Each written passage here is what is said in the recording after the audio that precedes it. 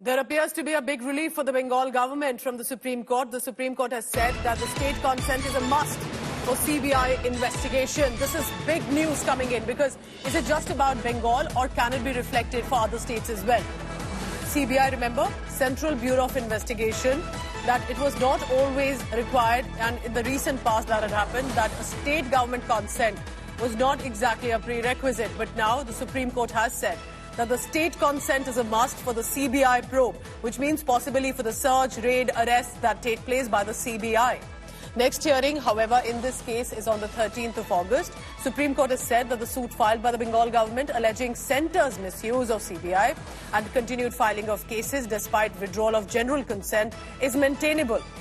So a bench of Justice B.R. Govt and Sandeep Mehta have passed the order, and this is what they have said, that the state consent, the state government's consent of the officials must be obtained for a CBI probe. The Supreme Court has said it's a legal right that must arise in the context of the Constitution. It consists in the immunity in the sense from the power of the Union. Our legal correspondent Kanu Sarda is joining me for the latest on that. Kanu, I believe because this will not be only about Bengal, isn't it? It may have a reflection in other states as well.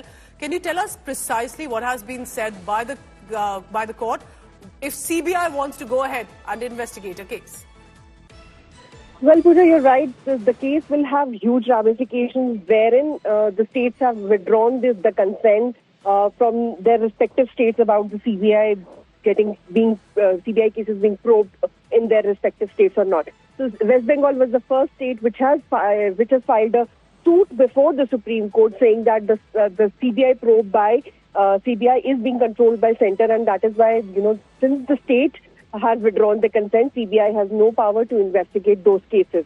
So in this, the suit, today the Supreme Court has said the suit is maintainable. So that means that the Supreme Court has agreed with the West Bengal submissions that a state consent is needed if a state has withdrawn the CBI consent from its own jurisdiction.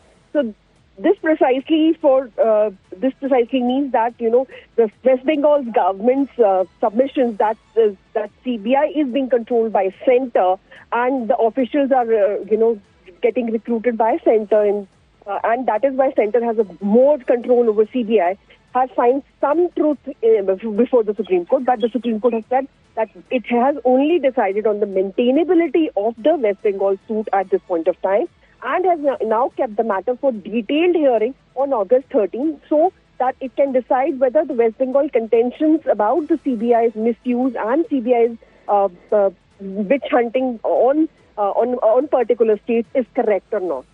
So it's not yet over. There are more details that will likely come in as in when the next hearing takes place in this case, and that will be on 13th of August. Because remember, for example, other states that have been alleging centre's misuse, for example, like Tamil Nadu and other states, will be also watching closely what the Supreme Court says in this case.